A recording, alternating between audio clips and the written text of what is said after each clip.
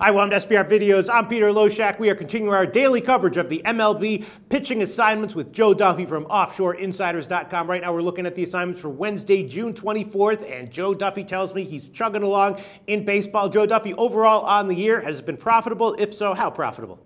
You know, and we have been talking about that on just about every video, but let me tell you, over the last week, I've made some major trades with some sharps where we traded some computer systems, and so I've actually gotten stronger. I have a couple systems, in fact, one that is right at about 200 units, another one that's above 200 units in baseball, so the best has gotten better thanks to trading with some of the biggest sharps in the business. Okay, sounds good, Joe. Well, Justin Verlander struggled in his second start. Not a huge surprise there, really. I think we were all expecting him to maybe be underwhelmed by his results, returning from the DL. Now he's going to be starting one of these 12 noon games at Cleveland. Cleveland's offense can be shut down, though. What do we expect from Justin Verlander here at Cleveland? Verlander, again, a big-name pitcher who over the past couple years has been more of a go against. It's a little bit tough to go with Verlander at this point, I think, until the odds makers catch up to him. You got to put that big check mark next to him as being a possible fade, and it's I don't know if I could really back him at this point because you're not going to get a good price.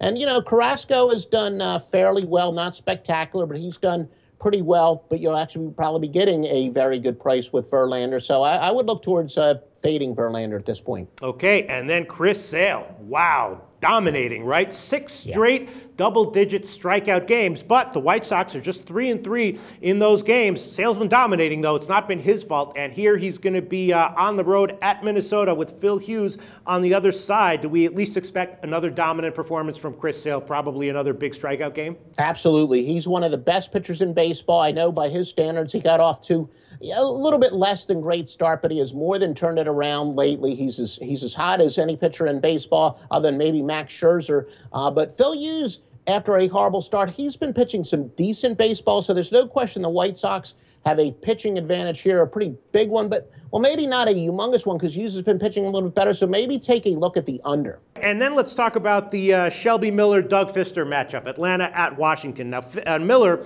of course, we know has had a great year. He has had a down June, though, and that could be anomalous. It could be him just fading, and that we should expect more mediocre results from him in the future. Fister, though, got pounded in his last start. His velocity is down, and it looks like he's really going to struggle in the near future. I'm thinking maybe we take Atlanta here. The question is just what's up with Shelby Miller? Is he in a decline, or is he going to bounce back with numbers more in line with his season-wide results? What do you think, Joe? Miller's a solid pitcher, but you're right, he's downtrending right now, except I don't know if I would necessarily automatically bet against him because he has pitched very well against the Nationals. .73 ERA and 4 career starts against the Nationals. None of them were this year, so, you know, none were affected by his great start. None of them have been affected by his slump recently, but still, Miller's a decent pitcher, and he's pitched great against Washington.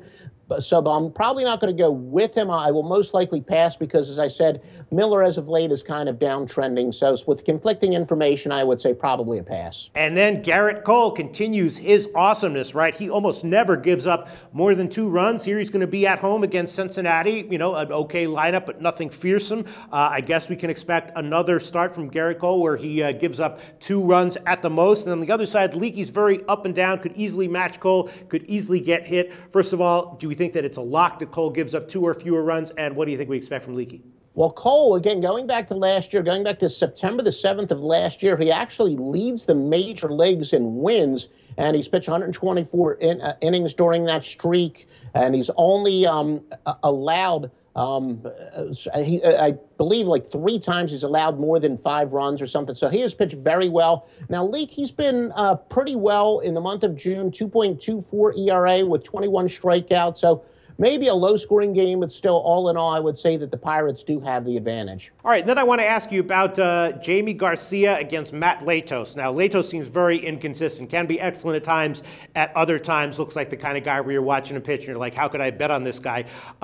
Jamie Garcia, though, has been awesome in his 6 starts this year so far, although the Cardinals, despite being a winning team, despite being one of the most profitable teams in baseball, have only won 2 out of those 6 starts, but Garcia has pitched awesome, and in fact, one of those 2 wins was his worst start of the year. Do we expect another great start from Garcia here? Some of the biggest value is when you find a pitcher who struggles at home and or pitches well on the road. In the case of Matt Latos, he's been awful at home, 7.90 ERA in 6 starts at home, and he's also struggled against the Cardinals, 5-5 with a 5.69 ERA. So I think he would definitely be a go against. At the same time, Garcia's pitched well. He's got 6 quality starts in a row. So he's been pitching pretty well, and Latos has been terrible. So the big advantage in the pitching column for St. Louis for sure. Okay, so then Garcia, obviously he's going to regress a little bit, but you think that basically his results so far have been for real? He's been very solid. It's not like he's been pitching that far over his head. Mm-hmm. And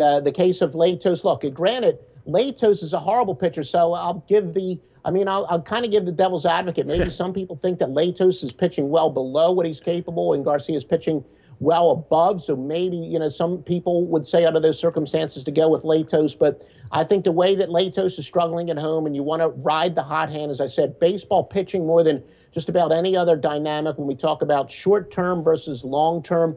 Baseball pitching, I found a lot of success riding the short-term simply because the lines are made on long-term, and that's where you can get good value. Okay, that's all I wanted to make sure we got to from Wednesday, June 24th. A lot of interesting guys starting on the rest of the card, though. Cole Hamels, Bartolo Colon is making a start. Buchholz is starting. What else would you like to draw to our attention, Joe? Jeremy Guthrie is 2-7 in Seattle for KC. Again, not, extremely overwhelming numbers, but certainly to look a little bit further against. And San Fran, granted, generally a pretty good pitcher's ballpark, but Ryan Vogelsong, home ERA of 3.13. Compare that to road at 5.31. So when you talk about the home-road splits, as I said, I prefer to find guys who are actually pitching better on the road, which is rarely where there's extreme value. But in the case of Vogelsong, he's been so much better at home than he has been on the road, and that's something you can't overlook. All right. Thanks so much for your thoughts, Joe.